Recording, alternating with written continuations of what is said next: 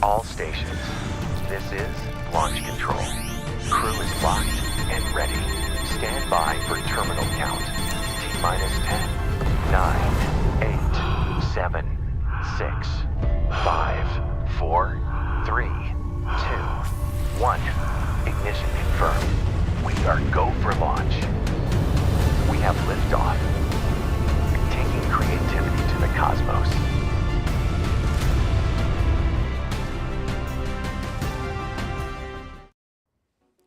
What is good, creative fam? Brandon Washington here, and welcome back to another episode of, dang, I almost said uncensored. The Launchpad. Yo, what's good? It's so crazy how when you just you say stuff every single week, your brain just fills in the gaps. Well, it doesn't help that I have ADHD and everything else, so my brain's all over the place. But thank y'all for coming back for another amazing episode. If this is your first time showing up for a Launchpad episode, this is a little different than Uncensored. This show we do every single Monday at 6 o'clock Central Standard Time. And the purpose of this show is for me to find amazing creators, amazing guests, bring them in each and every week, and help you guys grow along your creative journey. I get it. Sometimes the hardest thing to do is to take that first step. And that's what this show is all about. It's all about finding the ability, finding the knowledge, finding the people who can impart some wisdom in us in launching off to the next level. I got to give y'all a little bit of insight. So I selfishly wanted to do this show, primarily because, one, I wanted to get the opportunity to bring some amazing people here to the Creative Fam, but then also bring amazing people over to the Ecamm Fam. But I also wanted to learn how to grow myself. And I know one of the areas that I struggle in the most is just choosing not to care. You know how they say done is better than perfect? Well, that's easier said than done, at least for me. I know a lot of times I get in my own head about, is this right? Is this perfect? Does this look good? Should I post this? And today's guest, well, most of y'all already know him because he's loud and he makes his presence known everywhere he goes. And he shows up regularly on Fridays for Uncensored. But what's more important to me than just how much wisdom I receive from today's guest, but it's actually seeing him act out the things that he preaches. That is one of the things that drew me even closer to Mr. Doc Rock. That's right. It allowed me to see him do what he was teaching in real time. If y'all don't know what I'm talking about, Doc is one of those crazy people who decided over a year ago, I'm going to do something every day. And this man has done it. I've checked out his channel. The way this man has committed to making not a YouTube short, not an Instagram reel, not a TikTok. We're talking about a long form video and post it every single day. Seeing that type of work ethic, I was like, I know there's a lot we can learn from him. But then he's also got some other elements that he brings to the table that makes him uniquely special, I think, to talk to us as creators. Now, my personal relationship with Doc goes a long way back, from the sense of him trying to get me over to Ecamm and me just flat out saying, nah, Doc, I ain't ready yet. The man is persistent. And thank God that he is, because ever since I switched over to Ecamm, things have definitely been better. So I'm excited to bring him up today. Let's give a large welcome and W's in the chat for today's guest, Mr. Doc Rock. Boy, gotta throw the large in there. It's 2X anyway. You little. I can't say. Wait, I can say bad words on your show. I just can't say it on my side. Nah, don't get me demonetized. Don't get me demonetized. Keep the same energy on both sides of the show. You know what it is. Thanks, fam. Dude, that was great. And yeah, just a quick little backstory. The reason why I wanted to do the 365 is I have ADHD too. Oh, and I know. Some of the things, I'm worried about where the show's going to go. I have no idea at this point. Hey, you're the one drinking Red Bull. I did just have a coffee. I have this thing. I get really sort of irritated at the way people use words, especially when they don't know what they mean, and more so when they use labels as an excuse, or they use labels to kind of put other people down, or maybe to gatekeep people. So I'm always a little like leery of weird labels. And one of the ones that was driving me crazy for the last how many years has been sort of imposter syndrome and well, creative burnout. Mm. Being medically trained, I know what actual burnout is. Like I was a soldier, okay? I know what soldiers get burned out in war look like. Bro, you opened up, you tried to make some videos and you got tired. You call it burnout? Fam. If you ain't been in the desert getting shot at, you'll get to call that burnout. That's Bro, just everybody has you mad. their own I level, know. okay? I know. I know. But what it's saying is people are absorbing the diagnosis of other people without even actually going through and seeing somebody or talking about finding out what burnout really is. And a lot of what they're talking about has to do with a level of insecurity. And insecurity and burnout are not the same thing. Like Mm. burnout comes from like working yourself hard. So I was like, okay, I'm gonna prove that it is next to impossible to get burned out if A, you know what your mission is, Mm-hmm. and B, if you're doing it to sort of help people and not necessarily from a greed standpoint. So I started out to do a 30-day challenge. And when I was done, my community, being the jerks that they are, they go, dude, that's way too easy for you. And I'm like, no, I'm the same as y'all. And they go, no, keep going. So I get to like 60. I'm like, are we done? And they're like, nah, let's take it to 90. So I'm pushing about halfway through 90. And then one of them says, well, I think you should just do a whole year. And in my dumb, you know me, big mouth, Mm-hmm. man, I'll do 420. Today is 389. I didn't know the goal was 420, but that's pretty dope. Yeah. And I'm just like, it's still, but I have not a single day, and I promise you, this sounds crazy. I'm not lying. I swear on my dead father's grave. Listen, I have never had a single day in that entire time where I made the statement, man, I don't feel like going to make this video. Now you've been with me 11 o'clock at night. We coming back from somewhere in Vegas or Boston, whatever the heck we was, and I'm going upstairs to do my video. And y'all be like, man, I don't even know how you do it. Yeah. And we a couple old fashions deep. But I told my people what I was gonna do, and my job is to serve my community. So I'm gonna keep serving. Like that's what I'm here for. Yeah, well, I definitely think that your background in military and then also just your background with your father in film, I think your work ethic is a little bit different than most. However, I still think that there are certain things that you have done that I've seen you work through, like in person, in real time, that I know everybody can learn from. So, like, for example, I know one night it was, you were right. Like, I think we had like two old fashions and we had shot a podcast and it's like 11 o'clock at night and you said, I'm going to post every single day. And then you went up and you actually edited that video. But when you're editing that video and you're just like, when the goal is to post every single day, there are times where like the schedule is difficult to fit it in. So how are you breaking up your day to make sure that you get that video out? Because I mean, everybody has a schedule and not every time you try to control your schedule the best you can, it goes your way. Oh, the schedule be actively trying to come at you. You remember Patrick Ewing meme? No, no, no. Yeah.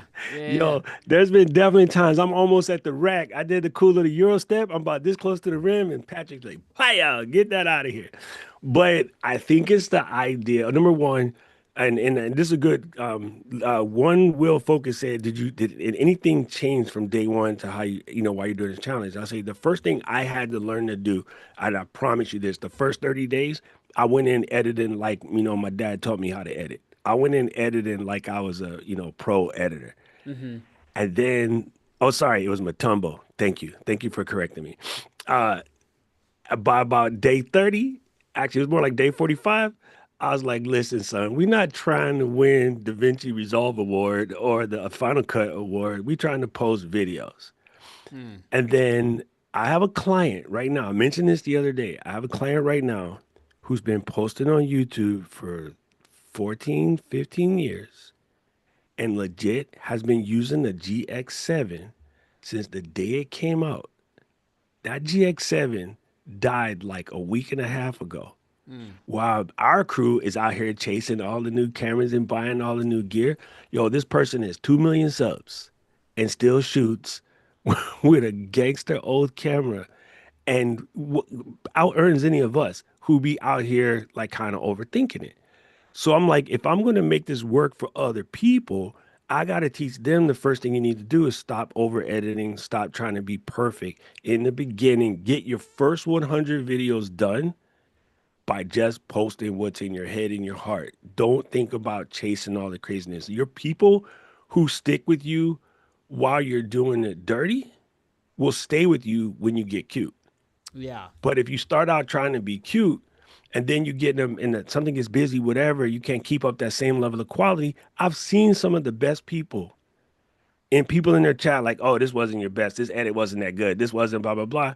And that's because you came out, Trying to for be lack cute. of a better word, imagine going to imagine you like winning a Super Bowl in your first season and you can't never get back. Everybody calls you a flop now. You might Yeah. got the ring, but they're gonna talk spicy about you. Yeah. So I think it's better to come out normal, let your perfection go, and just speak to the heart. Let people get to know Will, because Will's the one who's saying perfectionism is a thing. Trust me, dude, I'm a Virgo with ADHD.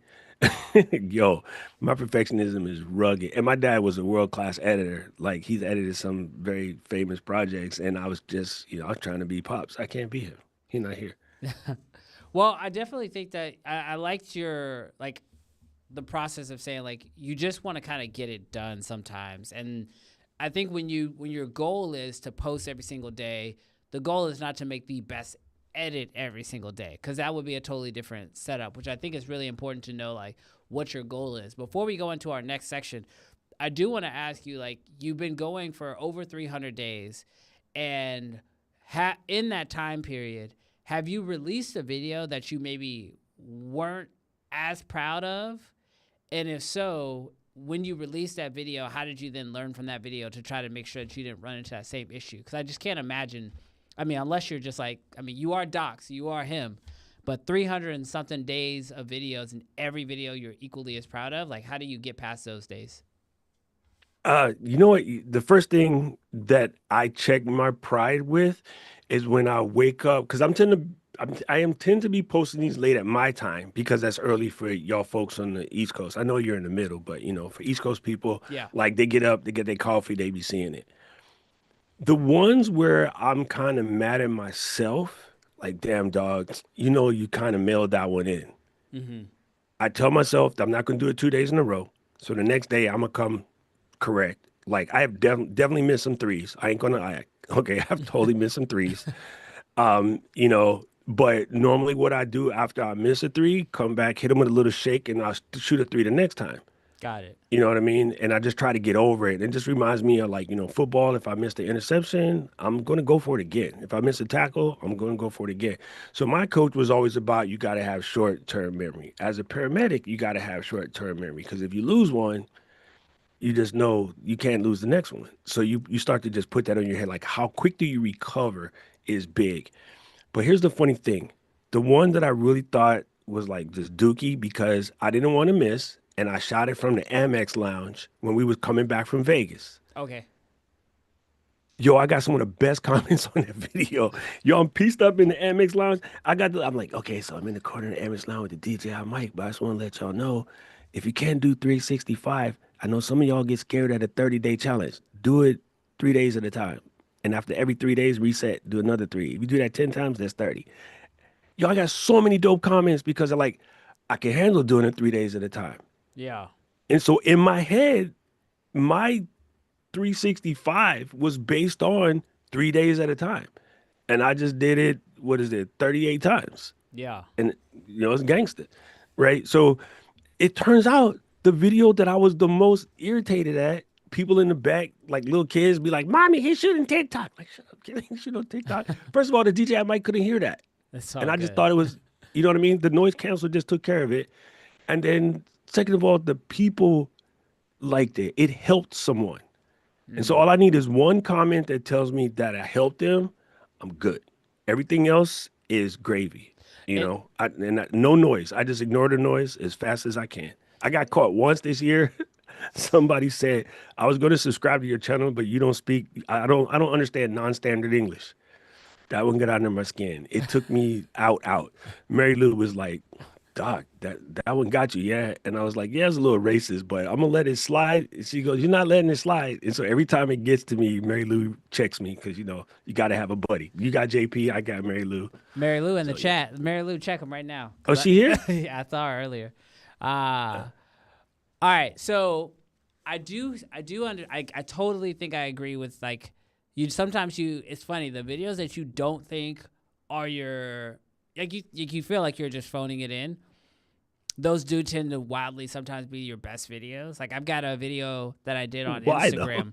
I don't know, bro. And it's so frustrating because when you take a video and you find the music, you cut it, you edit it, you put it all together and you post it and it does meh.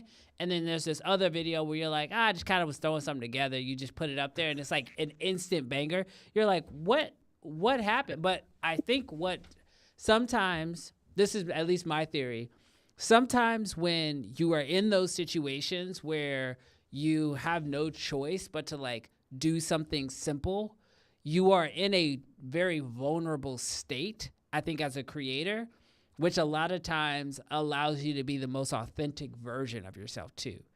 Because Facts. once you start when you have time to over edit your content, find the right music, like every time you start making all those little tweaks to yourself, you're changing yourself. But sometimes when it's just like you and the front facing camera, I'm talking like, let's get real vulnerable. Like you got to look at yourself while you making videos. It allows you to be the most authentic version of yourself. And I think that's what connects really, really well. Yes, it really does. Yeah. So, And one thing that's really important too, you said, one thing about that, you remember like in sports, right? They tell you like you start overdoing it. They tell you just go out there and have fun. yeah. You ever notice those are your best games where you just go have fun? So sometimes we got to remind yourself why you do this. And I know everyone's going to think I'm crazy, but I swear to you, shorts, grits, is groceries every day out loud, not in my head, not quietly. I stand in front of the mirror and I say I'm a creator because I think the only way to embody being a creator, a lot of people call themselves a creator and you ask them, what was the last video you published? Oh, like 2 weeks ago because I got busy. Not really creating, dog. What you're creating is excuses. So I say I'm a creator and I create something every day, no matter what. And then even before the challenge, like even if I kept it to myself, I still create something every day because you got to keep that muscle going like any muscle.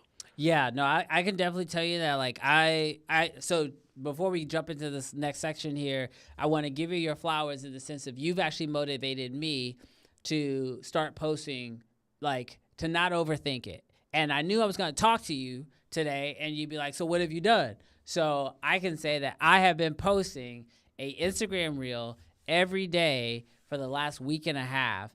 And that is me trying to, because no matter what happens, I can show up creatively. And sometimes it is something I actually edit, which always flops. But then if it's just something of me just like talking with my front facing camera, like today I posted something of me playing around with a 3D printer and learning that it went up. But at the end of the day, I want to be, more like Doc in some areas. I don't want to be old, but I do want to, show up consistently. So let's just keep it above. There you go. There you go. I told Camera Junkie this week to do, he's kind of work some CAD stuff. He was trying to make a case for the SSD so you can stick it on the little SCADIS joint we got over here. And I said, bro, instead of doing it just sitting there, do it live. You got to do it anyway. Just turn the camera on and do it live and just talk to people while you're doing it. And that's the stuff that's working now. That's what people want because they're sick of AI slop. So everybody wants to see real folks. So just, if you got to clean your camera, bro, turn the thing and go live while you clean your camera. And let people at least get to know you. Yeah, no, I absolutely love that. But I'm so glad you said that. Speaking of AI slop, it is time to hop into our first segment, What's Been AI?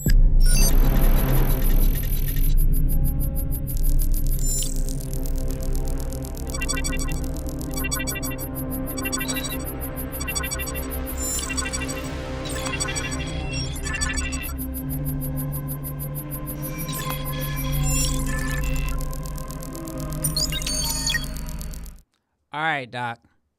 I know you are very opinionated when it comes a little bit. when it comes to just about everything. But it is, as somebody who has posted every single day for over 300 days, I've gone and looked at a lot of your content that you've been posting. And a lot of it is, reviewing some new AI tool. Sometimes you actually do something live and then that becomes your video of the day. And so you're one of the few people, I think, as a creator that I personally know of who haven't made your content's not AI content, but you are somebody who I think has a pretty, I would say, overarching understanding of the AI tools that are out there and how creators can use them on a regular basis. So before we get into all of your different thoughts and opinions on AI, I'd love to just start off by asking you, within your creative workflow, where is AI being utilized? And do you have a hard and fast line where you draw the line and say, okay, I will not use AI here, but I'll use AI in all these different areas? So is it script writing? Is it editing? Is it video and photo generation? How much AI are you currently using, and where are you using it in your creative pipeline? Okay, good. This is a good question because Gary asked the question. She wanted to know if you have a script and you need to have it locked in, or do you have a method for that? First of all, I don't use scripts. I don't like them, can't stand them. Like Brandon, I can't read. Um, I read a lot of books and stuff like that, but like reading under not that kind of not read. Like I don't know if I have dyslexia, but I can't see. So I mean, let's add those two up. You old. And then Sorry, that's continue. true, 100%. But I'll be in the middle of reading a sentence, and then my brain starts processing that sentence like with something different while I'm trying to say it, and it doesn't work. You No, know what I'm I saying? get you. My brain is faster than my lips. So what I use AI for, I definitely do it for script writing, but it's not really about writing. I use it for the scaffolding. Okay. But I have to tell you this, and I've told you this before, but I want to share this with the audience because I don't want to sound like an AI script, right? Mm-hmm. And what I have done to my bot is I tell it, okay, and there's a cool app for this right now that if you don't have your bot trained like I do, there's an app for this now called VoicePal, and it's made by Ali Abdaal. So you know it's working, right? Mm-hmm. And then you can go to docrock.live/voicepal and you can get a nice trial. Anyway, so Camera Junkie, put that link, damn it. What's cool is you can say, hey, VoicePal, I got a script and I want to write and I want to explain why I think the Osmo Nano is going to be the camera of the year, regardless of what, JP might say, because it's not Canon. And they'll be like, all right, what it is. And I'll be like, well, because it's tiny, it has a look that passes most cameras, except for my Pixel Peeper camera friends. All of my friends and family members and muggles, they're going to love the quality. It could do this, this, this, and this. And they'll be like, okay, give me a perfect example. And this was the app talking to me now, right? The app was like, give me a perfect example of, say, a beginning creator using that camera. What would that scenario look like? And so I'm answering in my own voice. It's basically interviewing me the way Brandon is. And at the end, we come up with an outline. I take that outline, put it right there on a piece of paper, and I run down my points just to make sure that my ADHD don't get out of control. Mm. That's it. Yeah. Like legit, that's it. So I use it to guide me, but I don't let it write my scripts. I have it interview me to make sure I'm not missing what you want. And because it knows my customer avatar so well, it has stopped me. And it's like, bro, you're getting a little bit too technical. Back it up and explain it again. And I'll be like, Chad, you don't tell me what to do. And it's like, you told me to tell you what to do. I'm like, so me and Chad have gotten into fisticuffs before. Claude writes better. And so Chad is kind of mad at me right now because I've been hanging out with my side piece.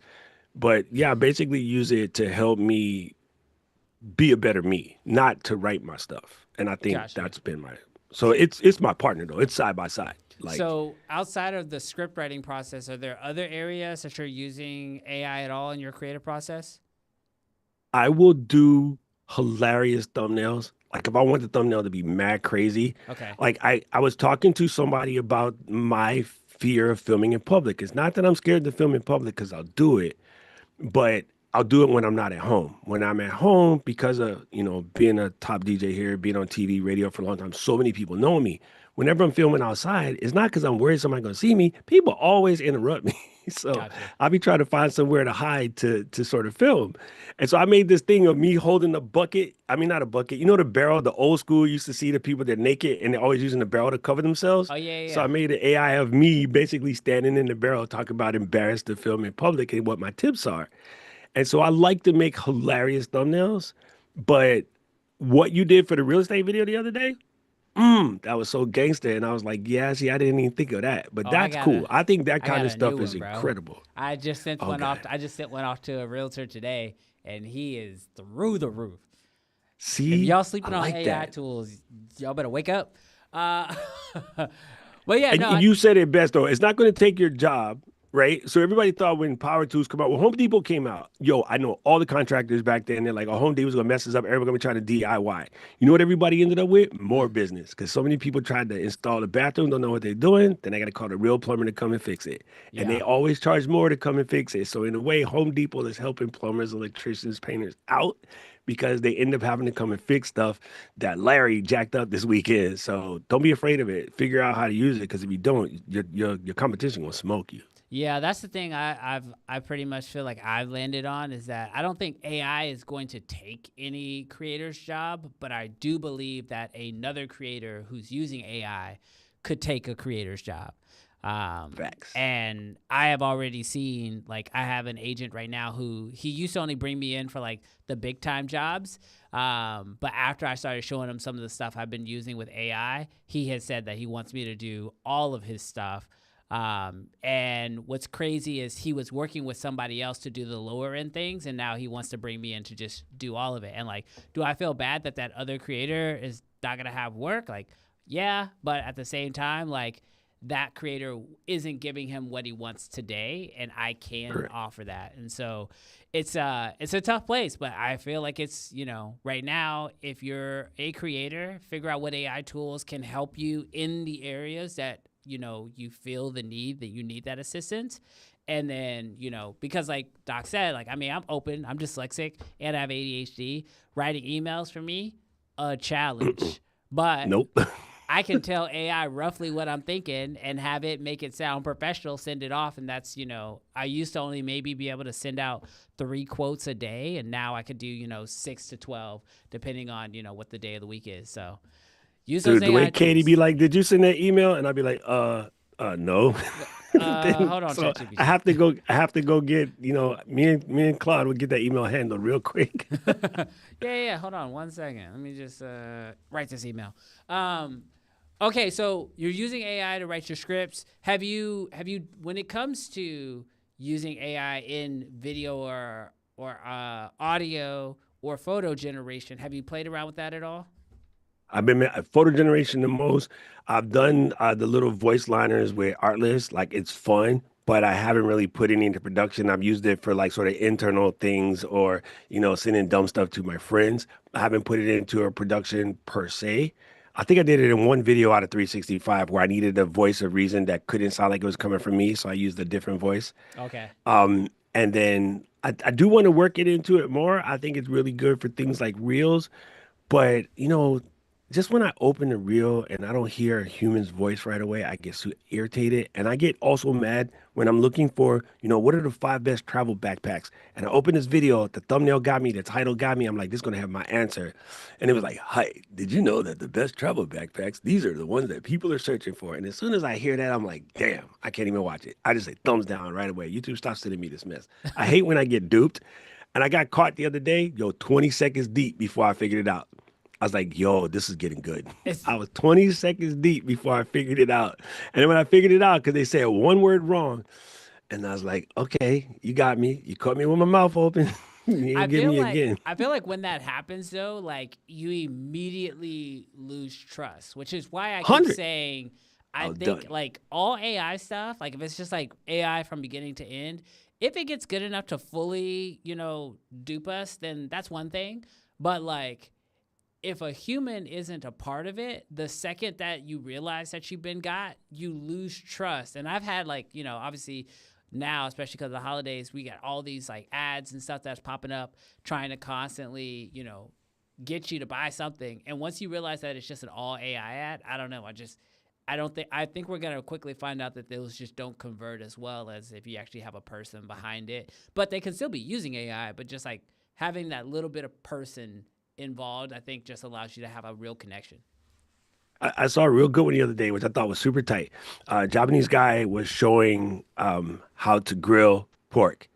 And then his AI voice is like, my English is very bad, so I'm using AI to give you the instructions and he's telling you the rest of the steps. Mm. I thought that was a brilliant use of AI, right? So if I was to make a AI reel in Portuguese, and I was like, yo, I can't speak Portuguese, but I want to tell you this, and then I could go and spit it out. A lot of Portuguese people, Brazilians specifically, come here to surf, right? Everybody loves coming here to surf.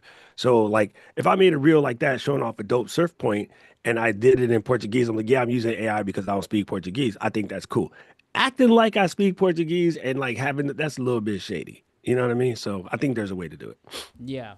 All right. So I know that we talked a little bit about AI, but I want to get a chance to know a little bit more about your creative process and where you enjoy certain things. So we're gonna hop into our next segment, which is called Cosmic Choice. I got some tough questions for you. I need you to answer them because they're gonna help me. They're gonna help me know what I should do. So let's get into it. Citizens of the cosmos, boys and girls of every galaxy, sit back, relax, and let your imaginations soar, because the moment has arrived. It's time for Cosmic Choice.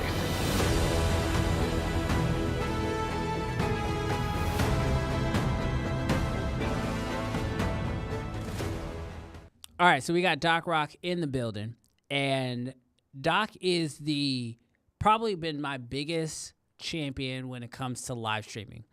I think I've been, I got bit by the live streaming bug about 2 years ago, and Doc has been there since the beginning, and at the very beginning, trying to push me to switch over to Ecamm. And then once I finally did, he unlocked the doors of what was possible when it comes to live streaming. But I got to ask you for your first question of Cosmic Choice. Make a video every day or live stream every day? What are you doing? Honestly, right now, if you asked me this a year ago, I would have said make a video every day. And the reason why I started making a video every day is because I had been doing so many live streams.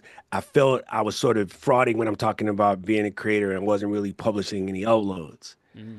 But now, knowing what Neil Mohan and what everybody's looking for, TikTok is sending me, join this live streaming contest, stream 45 days in a row, and we're going to give you this kind of bonus. YouTube creator back in, if you know people, they're telling you, we're about to push live stream like crazy, right? And I'm super, good friends with Renee.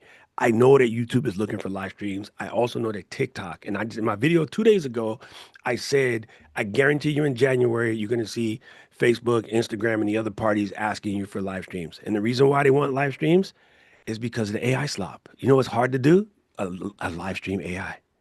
So if it's nothing more, and I see D-Man's in the chat now, one of my favorite human beings in the world, definitely the nicest man on YouTube. The next time you're packing out for a gig, D, put the camera live and then just like show people what you're packing and why you're choosing it because of, look, I just got this. You know who I got this? The last video I watched, freaking David Banning. I won't say bad words in between his name like that. But yeah, that's what I mean. Like, just go live while you're rigging out. Like I said, Mr. Camera Junkie just showed himself playing with his 3D printer live and modeling, and it's great. Just let people see real humans. That's all. Okay, so live streaming is the future. I think you're spot on with that. But now my question is, where should you live stream? This is the choice. If you could only stream on a platform today, TikTok, YouTube, Meta, we'll just put Meta all in one category, or Twitch, what platform do you think people should really be taking into consideration the most when it comes to live streaming? The way I am about my Raiders is the way I'm about YouTube. YouTube is first and foremost. Every other platform could eat it. I won't say that on your show. Every other platform could eat a eggplant emoji. YouTube is the answer. Listen, 2.9 billion active users. YouTube by itself, if you stacked up the next 13 platforms, they combined does not equal the viewership of YouTube. YouTube is absolutely the answer. I just started live streaming on TikTok because the app came out. You know me, an app comes out, I mess with it. Yeah. And I'll keep live streaming on TikTok, but my main focus will be YouTube front and center forever and a day. Okay. Now, I got a question. This one might be harder for you to answer, but in case anybody doesn't know, Doc works over at Ecamm, and one of his main responsibilities over there is actually working with creators. So finding people like myself to come over to Ecamm, try out the product, and then obviously you get a chance to work with a lot of creators in that realm. But I got to ask you, as an individual, as Doc Rock, would you rather be your own creator, like what you currently have, like with your channel, reviewing products, working with companies, or working with other creators and helping them out? So would you rather be your own creator or continue to work with other creators, but you can only do one? Which one is it for you? I would help other people, dude. I don't know. This is my dad. My whole purpose in life is to help folks. Yeah. My dad's birthday was the other day. I posted a message in Korean. Y'all can't read it, but in that message that I wrote, I promised to him that I would teach y'all what he taught me. So like I would delete my channel tomorrow if all I could do is help other people succeed. Yeah. You know, honestly, I kind of figured that was your answer because I personally felt Why you gotta make it me cry on the TV though, you jerk? I'm gonna punch you in the because face when I see you. I'm trying to get that new Jordan meme. Just you wait. Take them glasses off and let's see them Nah, cheers I'm about to fall. put my shades on right quick.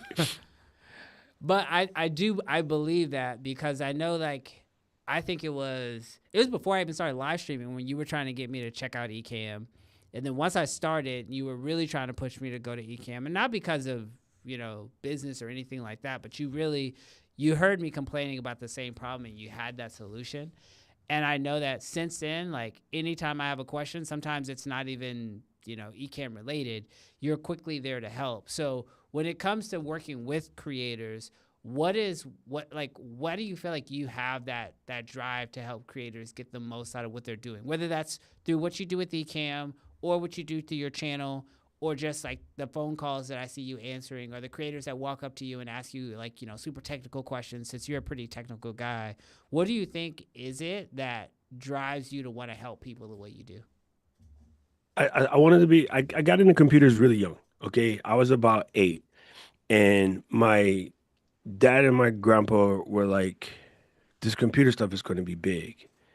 And by that time, I was working on cars with them. I was already like, doing stuff. But they had this idea that computers are going to be big. So even when it was hard to get a computer, relatively expensive, they put their money together and they got me a computer super young. And when I went around trying to ask people for advice, like what to do, whatever, but nobody would share anything. They looked at me, they laughed at me, they kind of clowned me. And I'm gonna be straight with you. I'll be straight. I'll hold no punches. Some of them looked at me like, "Yo, black kid on a computer, where you got the money from?" Like it was really weird, right? Mm-hmm. And this was, again, early '80s, right? Up until the Mac came out in '84, like it was really hard for me to get any advice on computer at all. Everybody was so super closed-minded and stuff like that. And every time I got burned by one of those places, I told myself, when I know this stuff, I will never keep it to myself. I will always share because I know what it feels like to be on the outside trying to come in, Mm-hmm. right? So when somebody comes up to me and they ask me, a technical question, I'm gonna answer the question. And I've had my friends say like, "What you could make a whole course about that. Why you give that information away for free?" Because I was the broke kid needing the information, and nobody wanted to help me, and I refused to be that to anybody else. I will never keep no gates. Yeah. The only gates I ever kept was in front of the Army base when they made me do guard duty. That's Dude, it. I so appreciate that because, like, I know, like, I'm in the same boat. I know we've talked about this before offline, but, like, we both come from very humble beginnings. And Wish sandwich, bro. like, 2 pieces of bread and you wish you had some meat. bro. And so, like, having people like you who are willing to share your knowledge as you go, I think is so helpful. And I think as creators, like there's so much you have to learn. I think like even I know your background is in film, like my background is in film, but I think even sometimes once you step into the creator space, you open up a whole new can of worms because you got to be able to do graphic design, you got to be able to do marketing, you got to be able to do shooting, editing, and be talent. You got to learn audio, sound mixing. Like there's so much you could do. And Doc, you're such a good wealth of knowledge, I think, for all of those different things. So when you work with creators, like for you, after you've worked with a creator, you see somebody who's out there creating, like what is your definition of success for other creators? Like I would love to know, like when you, because I know a lot of times it's easy to look inward and say like, oh, I know I'm successful when I get here. But because of your ability to help so many other creators out there, when you look out at another creator, when do you look at another creator and go, dang, that creator is successful? I'm glad I was able to help him in that process. This is going to sound super crazy, but it's the comment section. And again, like even the people I ride with, people have come to me, when I was doing stuff, especially around cameras, and a lot of people would talk about, Peter. And I was like, I don't know him, so I can't say I don't like him, but his energy is not my energy. Mm-hmm. Matt, I kind of ride with because Matt's a little bit more goofy, right? Mm-hmm. I like, in a way, Peter sort of remind me of the cool kids. And some of the cool kids weren't the bullies. It was the other people around them that would bully on his behalf. Yeah. And that was kind of the vibration that I sort of got, from the content that Peter would put out. And then so one day I'm doing something and the internet showed me, David's channel. And I seen the video. I was like, he goofy, he cool, family man. I could probably ride with him. Oh, he's San Diego, cool, Cincinnati's boy. I spent a lot of summers in Ohio too. And then I look in the comments and I see what people are saying in the comments. And when I can see that everybody in the comments is being helped by what D-Man is doing, I'm like, yo, I could ride with this cat. And then I met him in Vegas. He took the time to talk to me. He didn't listen to me about Ecamm. It was the same day I met you, actually. He listened to me about Ecamm. Neither did you. Let's be honest. I did. However, we spoke at Insta360 the next year on the same stage. And again, genuine person, super, super nice. I'm like, these are the people that I can ride with. I've definitely have creators who I met who are quote unquote successful. And then when you go to talk to them in real life, like they didn't got nothing to say. They're very like standoffish. And I'm like, yo, you're not representing in real life what you represent on the internet. And that is automatically like, yo, negative checkbox. Now, Gotcha. sometimes they're having a bad day. Later on, come to find out, Cam, that they're just weird. And I like Cam. But, it wasn't a different energy.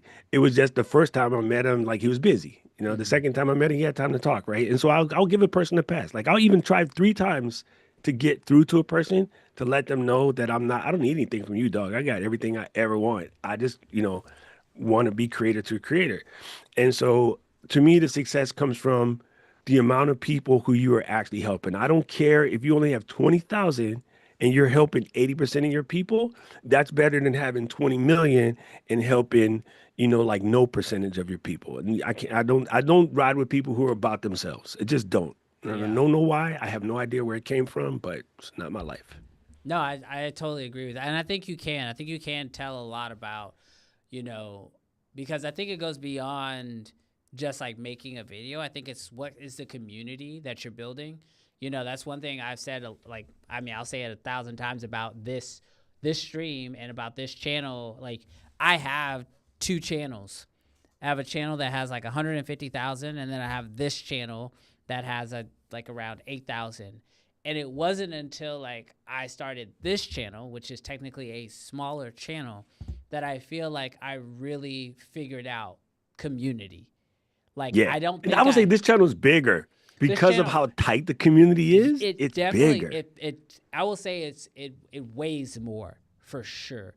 Like I feel like we know the people that are in this community. We talk outside of live streams. If I go on other people's live streams and I see them in there, we're still repping Creative Fam everywhere we go. Like it is different, but I think you're right. I think you can tell a lot about the creator outside of the number of subscribers or the number of views they get per video, but you look at the community, you look at the health of the community, the side, the deepness of the community. And I think that's what you're talking about. Like you can see that in the way that people are commenting on a video or on a live stream. You can really feel that connection. So I think I'm right there with you. I think that's You how know what's I real judge it, cool too. is when you see someone and you think that they're going to be the standoffish one and they're actually super chill. Because maybe their videos are so sort of polished or so sort of cool that there's no way this person is literally that cool in Red Knife. They're probably acting. And then you go see them in real life. So I spend a lot of times hanging out with Sid. Sid is Sid, 100% exact same person, in person, out of person. Sydney is Sydney. But the one that shocked me was I spent like 3 hours talking to Brandon Lee and in the small rig booth. You're the coolest cat in the planet. But when I first see his videos, like great information, I always like the style. But I was like, yo, this is one of them kids that's just mad cool. He's like the GQ model. No, he really is. That's just him. That's just him But he's all the like time. literally the nicest cat in the world. That GQ model thing isn't an act, bro. That is his real life. Like he cool as hell. He legit that cool. Yeah, I'm not that cool. Me neither. All right. Well, I do want to get into one other topic before we bounce off of this side, because if you haven't been to the Launchpad before, just so you know, this show is broken up into 2 parts. We start part 1 right here on the Creative Fam Live YouTube channel, and then if everything works, we should blast off from this channel over to the secondary channel. But before I let Doc go on my side, I do have to run you through the Story Spark.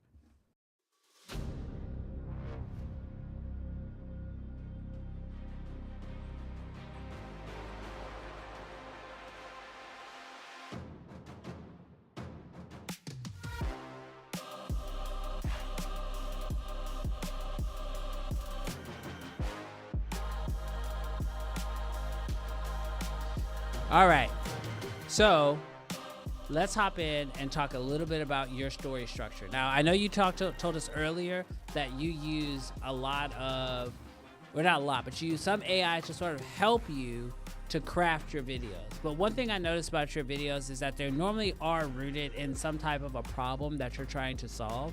So I would lean your content very educational, but I feel like story is still necessary even within education. So when you're attacking one of your videos, how do you make sure that you're still telling a compelling story throughout your videos, or live streams for that matter, when you're doing education content? Because this is something that I personally have been trying to figure out how to learn more and more about. The first thing for me is I try super hard not to force a story. I am lucky enough, I guess I shouldn't say lucky, I really hate that word. I have enough experience just because I am freaking older. Like I've actually done a lot of work. So I do have a bunch of lived examples. But even if I didn't have a lived example, I could create a story and I'll tell people when this is going to be a fake story, but I'm like, just go with me anyway. Mm-hmm. And often what I'll do is I'll pick a person. So if I'm going to make a video, and I'm going to talk about like shaking the perfection idea and just doing a live stream. And then I want to explain that. I would use you as an example.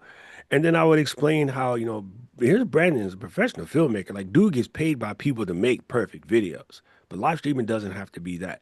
Where I think your show shines with you and JP is y'all are just being 2 dudes who would have had the same conversation while we macking tacos in Vegas. I know this because we had it. Yeah. You know what I'm saying?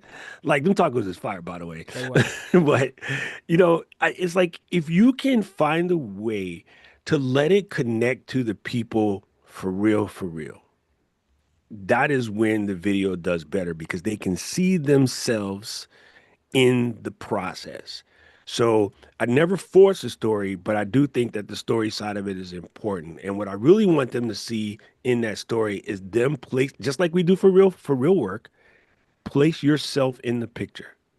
You want to be standing right next to Luke through the journey, right? Mm-hmm. You want to become a Jedi just like the journey. You want to go through the whole process. So I'm like, if I can find a way to get you to feel like you're in this story, then you're going to win. And again, never purposely over exaggerate a story, never purposely elevate a story, and don't force a story because there's probably already one there. Now, when you are working with brands yourself, or you're working with a creator who's working with Ecamm as a brand, is there any element of like trying to craft a story with that creator before you guys release content? Like, I mean, obviously like through education, you can try to connect, but like, how do you then tackle story when it comes to like working with brands or having a creator work with Ecamm as a brand? I think the number one thing for me, again, when I go to pick the people I want to pick with, I'm looking for real people. I'm definitely not looking just for numbers. Yeah, numbers is helpful, but that's not really the thing. And then when it comes to sort of finding something, it has to be able to tell our story. And our story is, we're a family-oriented company. We call our community the Ecamm fam because that's intentionally family-oriented. When I came in and they asked me to sort of, build a community, I did it with Hawaii as the background. Right. Mm-hmm. So I'm always aloha and mahalo and, keep it mad family oriented. And then Jill took over and she's in the same boat, dude. She's a mom. She got 4 chitlins and, she's family oriented as well. So I'm like, if I can make everybody feel included, we can be their family that they might not have, Because I know I moved out here by myself when I was 17, fam. You know what I mean? Like, I found my family right away. And you seen us when we get together, how we act, you know? Yeah. Like we're very much sort of family oriented. So for me, if I can find somebody that sort of aligns with that same sort of vibe, you know, it's funny because I made the compliment a little bit ago. Watching David's content, like he's a family man. Like I ain't got no kids, but I respect, you know, like him. I respect JP. Yeah. JP got a football team. I respect that. You know, And he's I ain't got a doing starting five and a few on the bench. it. You got a couple on the bench, right? Now, even you, right? You know, you got a young family and stuff too. So, you know, this is crazy. Like you were talking about something and you were like, yo, nephew's editing some videos or whatever. And then I was like, boom, here's some, I'll be that uncle that like to spoil other people's kids. I was like, yo, here, go buy nephew some ice cream. Mm-hmm. I think that's important to me. That's our story. Our story is we are family first. Like we're not just software for numbers. Like people like you guys would have more users if you do this. We don't care, dog. That's not life. Life is be a good human. Yeah. Dude, Sorry to that's steal your line, David. Oh, he went to dinner. I can't get in trouble now. Be a good human, dog. That's what it's about for me. well, dude, I appreciate that. Thank you so much. And you know, I think as a creative community, we appreciate that people are like you that are out there who are trying to do really awesome things for creators. We're on both sides of the fence, whether you're helping other creators or you're doing stuff through the Ecamm fam. I do want to say because we have to say this for JP. If y'all haven't yet, definitely hit the thumbs up button. Don't be a bunch of trash cans in the Don't chat. be a I trash didn't can. say that. That was from Gary. Gary said it in the chat. Yeah. Shout out to Gary in the chat, by the way. Yo, Garrett came through. I like how we just changed her name and we kept it, and it doesn't matter because I don't call nobody by their name. talking so about? What are you talking about? We didn't change it. That's her name. That's her Nah, name. It's been dude. her name for 2 years. I think Yep, it's gonna stay that what's it, way. like a statute of limitation of names? Like Yep, too late. too late. Like that's it. Change your government. Yo, and Shield Team 6 ball showed up, so you know this is a real party now. Oh, he showed up now. Got it. Got it, You Cam. know what I'm saying? You a little late. You know what now. it is. Nah, you're good. All right, now real quick because we are about to get ready to blast over to the Ecamm side of this stream. I do want to ask a question that maybe we clip this or because I just think it's gonna be super helpful. But when it comes to as a company who is looking to work with a creator, and maybe you're considering doing a brand deal. I know that you said that like you have to check the is this a good person box first, which I think is super important. But outside of that, when it comes to working with creators, what is another thing that is maybe more tactical that creators need to have when they are thinking about working with a brand from your experience? I think one of the first things a creator should do when they want to work with the brand, I just did it actually, and I didn't do it intentionally, but now it's funny because it happened. I think it's intentional. Yesterday, like when I travel a lot, as you know, and I'm always talking about community about Unbound Merino, right? It's my t-shirts that I wear underneath, and I have my merino pants. Like I'm like, if you travel, this stuff is the bomb because it's natural. Like there's no weird chemicals or whatever, and you can just wash it in the sink and they be dry by the time you wake up. So you got to pack 9,000 clothes. I could pack 3 outfits for like a 3-month trip, and they're still perfect, right? Got you.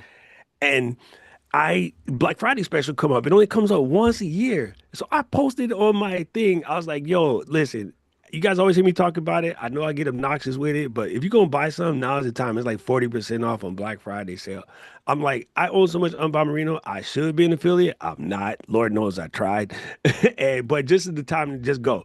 I posted it this morning. They woke up. They sent me a message. They're like, yo, this literally brought tears to our eyes. Thank you for the undying support. And I'm like, you know what? I just got a blip on their radar. Right. Mm-hmm. One day they're going to be like, I'm doing this thing. Hey, you remember that dude in Hawaii that just like his whole outfit wardrobe be basically unbound? Yeah, we should probably hit him up. Mm-hmm. Right. Or their social media manager just went to my channel and see I'm like 50 people short of 20,000. And they'd be like, OK, now I fit the threshold. So maybe they'll call me. And I think if you want to go and start talking about something, whether it's plot or whatever, use it first. I think a lot of people be trying to get brand deals because they want to get something free.